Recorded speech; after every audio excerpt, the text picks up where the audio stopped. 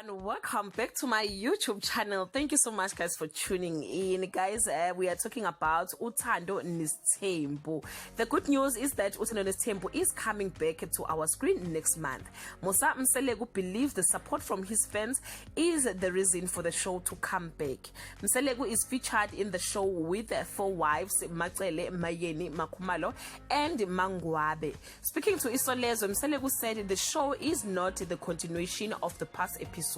The show ended up when Mseleku was still searching for number 5 or for wife number 5, and we were still waiting for Makumalo and Mangwabe's wedding. So it will depend with the producers if they want us to see how those stories ended. Mseleku believes that there is a lot that people can learn about his life and his family, especially those who are interested into being the polygamous. And he insisted Uthando Nesthembu is the original reality show. It's not scripted. Details on how or on when the show will return to our screen will be made available by the channel soon. Thank you so much guys for watching. You can leave your comment below and share your thoughts. Till we meet again, I love you so much guys. Bye.